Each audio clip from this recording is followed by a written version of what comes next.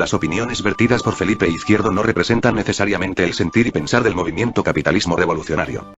Hola, soy Felipe Izquierdo. Habíamos tenido varios capítulos anteriores acerca de la historia de Chile. Es un tema que hemos tomado como una elección. Podría hablarse de otras historias. Eh, lo siguiente, es muy difícil eh, eh, adentrarse en la historia porque hay distintos relatos. Uno puede tener un relato más general, que es lo que generalmente se hace, y hay otro que uno va bajando hacia los puntos más detallísticos y ahí se puede enredar uno en miles y miles de horas. Ahora, lo más rico de la historia está en la pequeña historia, que son esos relatos pequeños. Entonces, ¿cómo lo hago?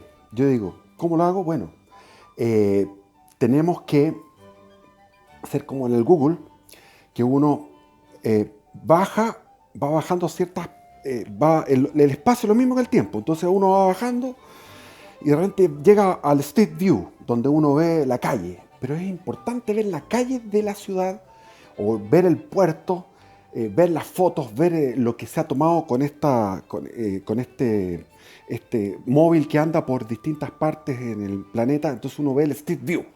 De la misma manera en la historia, que es el tiempo, uno tiene que bajar, descender hacia lo más detallístico, porque ahí está la sabrosura de los acontecimientos. Porque de lo contrario nos vamos a ir hacia las generalidades, y otra sabrosura que hay es que es la reflexión sobre los acontecimientos.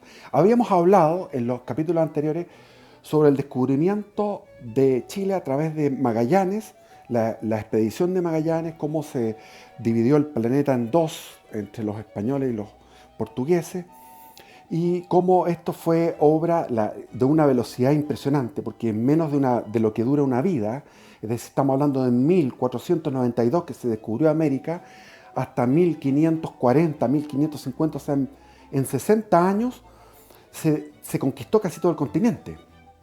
Entonces eso es un hecho de una velocidad tremenda que no puede sino explicarse a través de lo que fue los adelantados. Los adelantados eran empresas privadas, eran emprendimientos. Iban por riqueza, iban por hacerse millonarios. Y claro, cuando llegaron a México, conquistaron México, y México, que fue una conquista muy enredada, muy difícil de contar, porque eso no es materia nuestra, pero ahí los lugartenientes, los que iban con Cortés, tenían más riqueza que cualquier noble de España, que tuviera haciendas inmensas en España. Los tipos tenían más riqueza. Entonces buscaron un imperio bis, otro, y fueron hacia el sur. Le dijeron los indios que había hacia el sur y se fueron a Guatemala. Y Guatemala era otro imperio, el imperio de los mayas, que lo conquistó Alvarado. Entonces, después cuando vino la conquista de Perú, que fue tremenda, porque fue una cosa que con tan pocos recursos lograron una cantidad gigantesca de riquezas. Fue mucho más rentable que la conquista mexicana. Entonces, los conquistadores también buscaron un imperio bis, otro más, y es hacia el sur, y los indios les decían no, hacia Chile. Entonces fue a Almagro, Chile, y fue un desastre, como hemos contado, y después llegó el famoso Pedro de Valdivia. 4 meses después, el Pedro Sancho de la Hoz asumió Valdivia y fundó Santiago, y bla, bla, bla, bla, bla, bla, bla, bla. Historia que más o menos todos conocen por el tema del colegio. Pero vamos a ir adentrándonos en el detalle. Entonces, el detalle es que, acuérdense que Pedro Valdivia murió, obviamente, en el sitio, o sea, perdón, en el sitio, no, en el Pedro de Valdivia, en la batalla de Tucapel, que narré con detalle, y después asumió Francisco de Villagrán. Francisco de Villagrán liquidó a Lautaro, y eso fue un logro épico tremendo, porque Lautaro era un indio lo más astuto que ha habido como estratega de los indios. Ahora, Después de Francisco Villagrán vino el famoso García Hurtado de Mendoza. García Hurtado de Mendoza era un joven de 22, 23 años, de muy buen físico, muy aguerrido, muy ágil, y como era joven, no sabía cierta sabiduría de los viejos. Entonces él era un tipo muy arrogante, trataba muy mal a su gente, a los subordinados, y tenía una fe muy grande. Entonces iba con una especie como de procesión de curas que iban con unos estandartes del Vaticano y de la realeza, y él avanzó, llegó a Santiago, lo recibieron con gran pompa, y él mismo le gustaba la pompa, este joven, y llegó con un refuerzo increíble para la época, que eran 500 hombres. Acuérdense que Valdivia llegó con 200 y se hicieron nada, y al final estos 500 fue un ejército fuerte. Y García Hurtado de Mendoza se apresuró, quería ir al combate y se fue en el invierno en unas embarcaciones que tuvieron problemas, tempestades, y llegaron a la isla de Quiriquina, se quedó en la Quiriquina esperando que pasara el invierno, cruzó al continente y ahí volvió a lo que era Concepción, que estaba arruinado, estaba quemado, estaba despoblado después de la ofensiva de Lautaro unos años antes, unos 4 años antes. Entonces repobló Concepción y se cruzó el Biobío y empezó a tener una tras otra batalla. Tuvo 7 batallas extraordinarias donde quedó bien impresionado con la fuerza, el tesón y la porfía del mapuche, porque atacaban, morían, no moría ningún español. Y finalmente, ya cuando se quebraba el espíritu del mapuche, salía arrancando el mapuche y iban por detrás los españoles y lo hacían pebre. Y ahí agarraban al galvarino, etcétera, y distintos caciques. Y él entonces pobló Cañete, volvió donde Imperial, que Imperial se guardó todo ese tiempo. Acuérdense que con la insurrección de Lautaro quedó Imperial y quedó Valdivia y quedó Santiago. Concepción y todo lo otro todo fue destruido. Entonces quedó la Imperial, que está como un poco más al norte de Temuco, hacia la costa, en el río Imperial, y había quedado Valdivia. Los dos con constante pelea, todo el tiempo con guerra, todos esos años. Entonces eran ciudades que no habían podido ser auxiliadas y que se habían mantenido solas en todo ese rigor de todos esos años. Y Santiago se defendió con los Villagrán, con don Francisco Villagrán, y la Imperial con don Pedro Villagrán, que era el hermano, y que hacía correrías por todos lados para tenerlos sometidos a los indios rebeldes. Y llegó entonces García Hurtado de Mendoza a Imperial con todo su refuerzo. Él vivía con todo el ejército, nunca cometió la idiotez como hizo la imprudencia, no idiotez, la imprudencia que hizo Valdivia de dividir las fuerzas, porque creía que la cosa era fácil. Ahora sabía que no era así. Entonces García Hurtado de Mendoza fue con todo su séquito y con toda su pompa y con todos sus soldados, habiendo ganado todas las batallas, llegó al Imperial y de ahí a Valdivia y dijo: aquí está listo esta cuestión, ya están pacificados.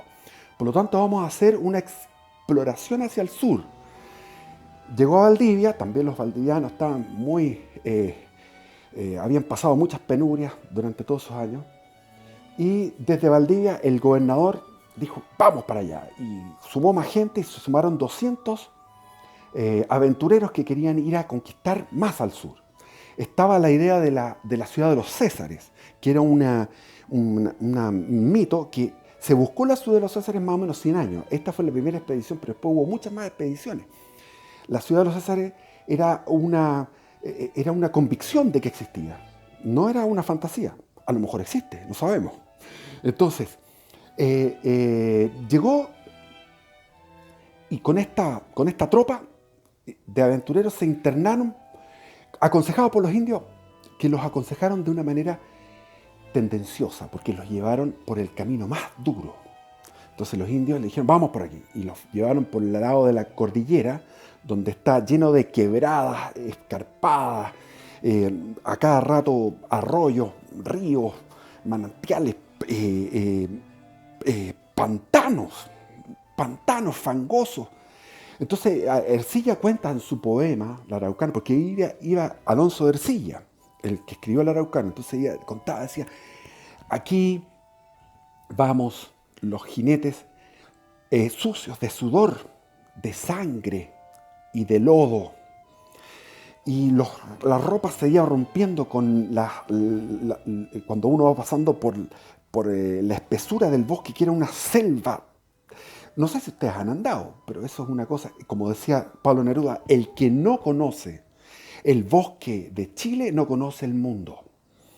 Es muy lindo lo que dice Neruda, porque es cierto, o sea, es un bosque extraordinario, pero de una espesura para poder penetrar. Entonces con unas laderas llenas de coligües, rocas, cascadas, estos, ¿cómo se llaman? Estos que van dando vuelta en los troncos y van cayendo los líquenes. O sea, absolutamente exuberante la vegetación. En esa época, más que ahora. Se puede ver eso en el parque Puyehue, en distintos parques que hay. Pero no tiene, porque uno va por un camino que está hecho en los parques. Entonces, flor, uno va mirando todos los árboles, pero ahí tú tienes que remontar un tronco gigante que está muerto, tienes que pasar por encima, etc. Entonces fue una expedición de un sufrimiento, porque se fue este bruto, este joven empeñoso, orgulloso, altanero, pero sumamente voluntarioso, que era García Hurtado de Mendoza.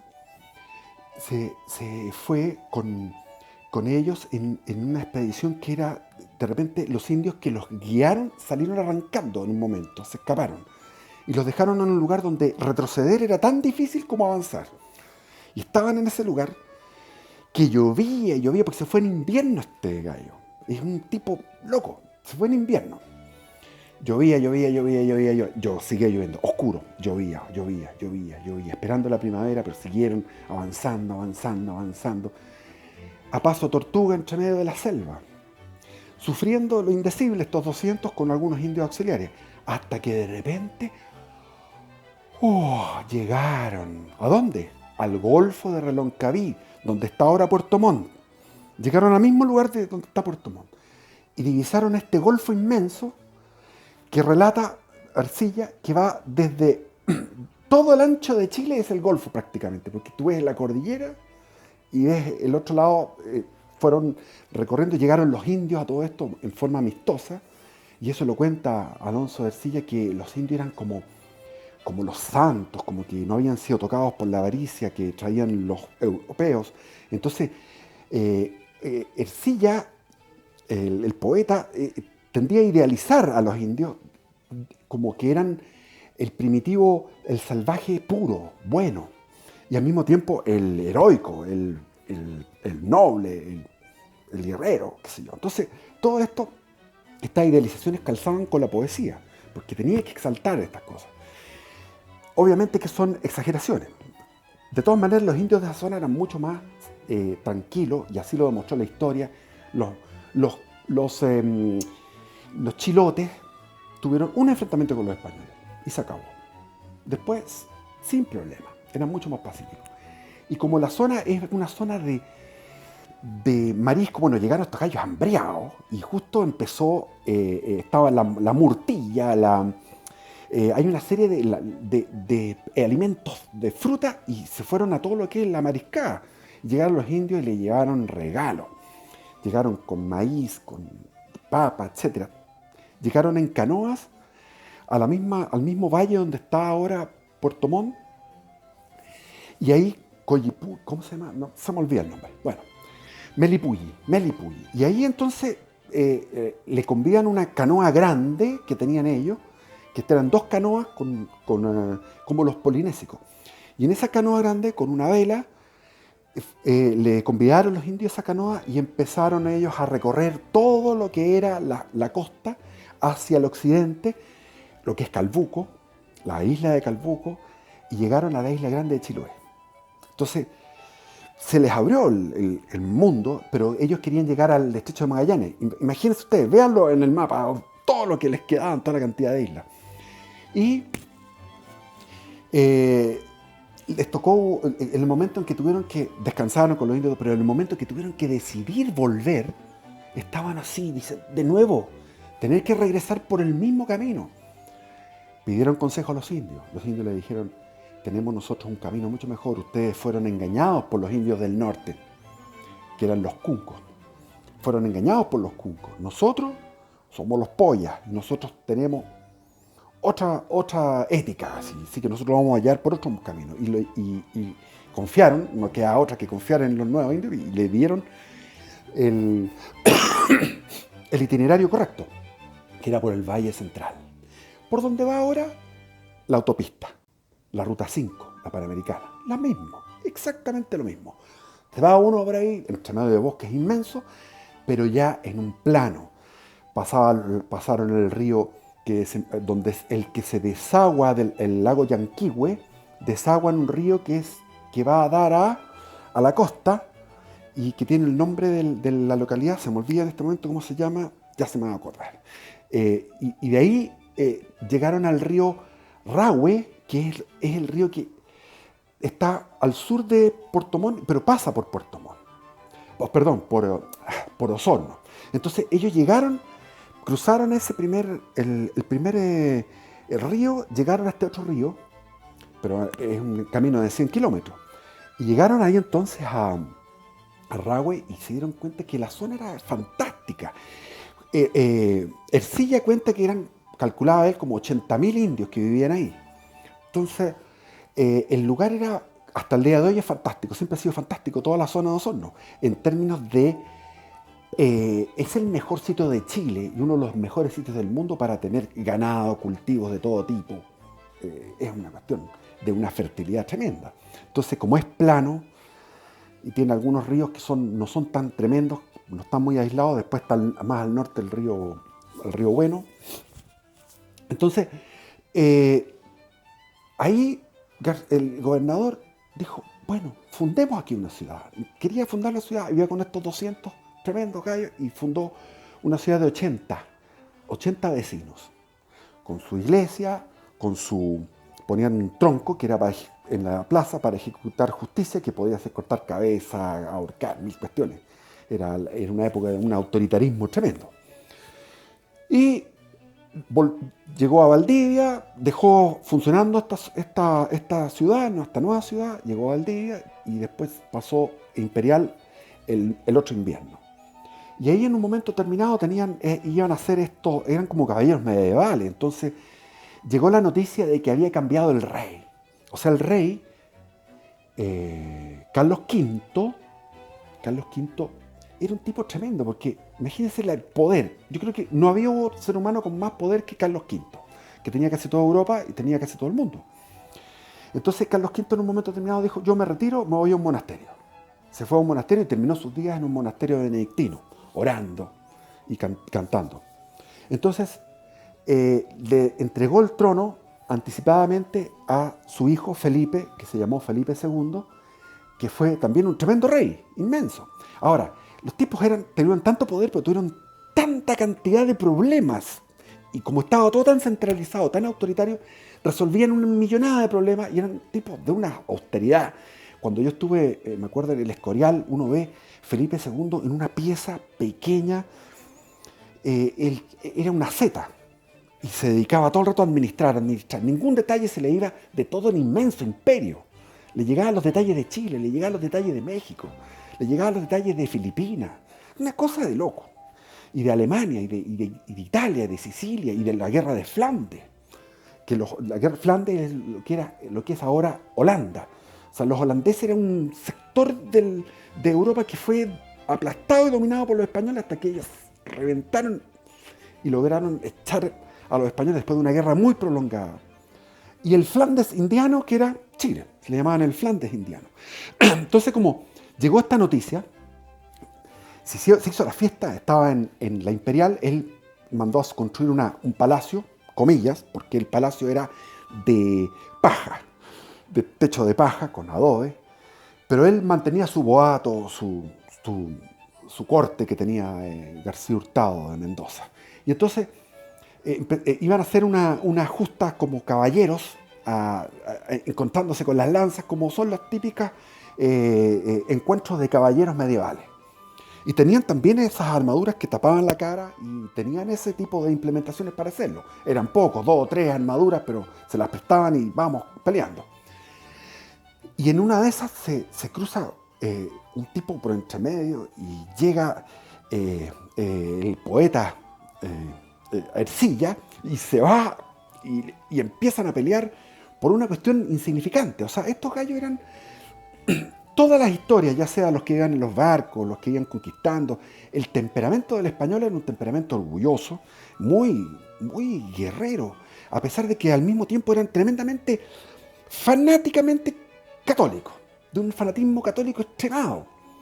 Súper. Entonces lo que ellos creían en un Dios que no tenía, en Jesús, que Jesús no tenía nada que ver con lo que ellos practicaban, porque ellos era una mezcla, esa mezcla como de que fuera un Jesús Odín, como un dios germánico, porque la cuestión... Bueno, y llega el gobernador y dice, ustedes 2 presos. Los tomaron presos porque no les permitieron batirse a duelo, por un detalle de que un tipo se interpuso entre medio, ya, y los puso en prisión, y pasaron los días y todas las mujeres alegándole a García Hurtado Mendoza, por favor, perdona a estos 2 gallos, que sí.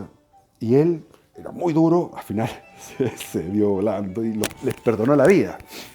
Y ahí Ercilla tuvo que irse de Chile, tuvo un castigo, tuvo que irse de Chile, pero alcanzó a contar todas esas cosas y algunas otras más en su poema. Y fue bueno que le hayan perdonado la vida para poder escribir todo eso. Ahora, ¿qué pasó? Estaban en la Imperial todos tranquilos, cero problema. Valdivia se había calmado y estaba en la nueva ciudad que era Osorno y se había repoblado Concepción, pero en la nueva ciudad que había poblado en el camino entre Concepción y la Imperial habían fundado Cañete. Y Cañete estaba en el sector donde había muerto Valdivia, que estaba la tribu más pesada, la tribu ahí cerca de Cañete era la tribu más indómita. Entonces trataron de reducir a la tribu con una idea de uno de los indios auxiliares. Uno de los indios auxiliares iba constantemente a buscar forraje para los animales, etc. Iba hacia el campo y se encontraba con los indios de guerra y les dijo, yo sé cómo ustedes pueden ganar a los españoles aquí en el fuerte de Cañete. Lo que tienen que hacer ustedes es llegar a mediodía, porque a mediodía ellos tienen guardia toda la noche, pero a mediodía están durmiendo, están rajas y se distraen. Y los indios no creían mucho, pero al final, como tenía muy buena labia, entonces le dijeron, pero vamos a comprobarlo. Y fueron, y a todo esto este indio le dijo al español, le dijo, quiero hacer esto, para que los indios sean liquidados. Era un araucano, el Andercito. Era un araucano que traicionaba a su gente. Entonces, Alonso, ¿cómo se llamaba? Alonso se me olvida el nombre. Reynoso. Alonso de Reynoso. Alonso de Reynoso era el que mandaba ahí en Cañete. Entonces dijo, vamos, sigamos con el plan. Entonces este Andercito fue con algunos indios a la hora de mediodía y estos estaban ahí escondidos. Y los indios dijeron que al mediodía estaba descueve, todos durmiendo. Entonces ahí se organizó y llegaron miles de indios, como 8.000, llegaron corriendo, pero en silencio, para no perturbar. Y los españoles estaban sobre aviso ya, era una trampa, una emboscada, estaban dentro del fuerte, con todos los arcabuces listos para disparar en el momento, la caballería atrás, replegada para salirlos en persecución. Entran los indios, cañones, arcabuces. Los arcabuzazos, los balas de arcabuces atravesaban un cuerpo, otro y otro y otro. 3, 4 cuerpos. Las masas compactas de indios muertos. Hizo una carnicería espantosa. Y ahí se pararon, pero no se retiraban. Vieron la sorpresa, pero no se retiraban y volvían a la carga. Entonces, bueno, se produjo la pelea con lo que más fuerza que tenían los españoles era las armas blancas. Porque los arcabuces los podían usar un rato, pero después el arcabuz lo deja ahí, pesca la espada y vamos mierda, porque con la espada se podía. Entonces, finalmente, terminaron retirándose y huyendo los indios porque la situación era de una carnicería espantosa. Todo lleno de sangre, espantoso, los cuerpos mutilados. Y ahí la caballería española persiguiéndolos. Ya, con ese desastre dijeron, aquí se calmaron los gallos. Aquí se calmaron. No hay más. Aquí se acabó esto. Pero siguió. Entonces siguió. Y seguía. Unos españoles que iban a buscar alguna cosa por el campo, estaban siempre atacando. Entonces, viene lo que es la captura de Caupolicán. Alonso de Reynoso tenía indios que eran informantes. Entonces los indios informantes le dijeron, sabemos dónde está Caupolicán, que era el líder de toda esa comarca, o sea, de todo lo que es de la cordillera Nahuelbuta al mar, todo lo que es la provincia de Arauco, el jefe de esa provincia era Caupolicán. Entonces fueron una expedición guiada por estos indios, que eran indios traidores, que querían ganarse ciertos favores de los españoles, y llegaron a un lugar que Caupolicán se sentía lo más cómodo, tranquilo, aquí no pasa nada, estaba nomás tranquilo, porque era en el fondo de una quebrada donde para llegar era muy difícil, es casi escondido, porque eso pasa en esa zona, hay unos lugares que están como escondidos. Entonces estaban ahí festejando, estaban felices, tomando, tenían hartos víveres, y cuando los españoles ven que está ahí la fogata, ordena desmontar a todos los caballeros que ven ahí, todos los guerreros españoles, se van caminando con algunos indios auxiliares, rodean el campamento y atacan con una ferocidad. En el momento que tenían todo rodeado, atacan con una determinación y una ferocidad tan rápida que no se pudieron recuperar casi, y Caupolicán en un momento empieza a abatirse fuertemente, pero le llega un cuchillazo en la axila, empieza a sangrar y finalmente es tomado prisionero porque no podía ejercitar más, su cuerpo estaba agotado de pelear tanto. Lo toman prisionero y en eso vienen, las indias habían arrancado hacia el bosque y vuelve la famosa Fresia, lo ve y va con su hijo y le tira al hijo al suelo y dice, no quiero tener un hijo de un maricón, aunque se había rendido. Bueno, esa es famosa esa historia. Y ahí llevan a Caupolicán y todos saben lo que le pasó, que fue un suplicio tremendo con más de 1000 espectadores, porque lo hicieron a las afueras de la ciudad de Cañete, con todos los pobladores de la ciudad, los indios amigos y otros indios más, para que vean qué es lo que estaba pasando, para que se pacificara definitivamente ese lugar y se pacificara para siempre todo ese lugar. El empalamiento es un palo de un árbol duro y él tiene que sentarse y no dio ningún grito, nada. Se mantuvo impertérrito en el momento en que iba penetrando por todos los intestinos hasta llegar al corazón y ahí finalmente muere. Esto fue una cosa tan bárbara, pero se suponía que iba a causar la pacificación. Y llegó García Hurtado de Mendoza a Cañete y hasta ahí quedamos, porque ya se nos va el tiempo. El próximo capítulo vamos a ver cómo sigue esta guerra, qué va pasando, porque es lo que nos toca ver. Hay muchas más cosas. Después podemos ver los piratas, etc. Entonces, hasta la próxima.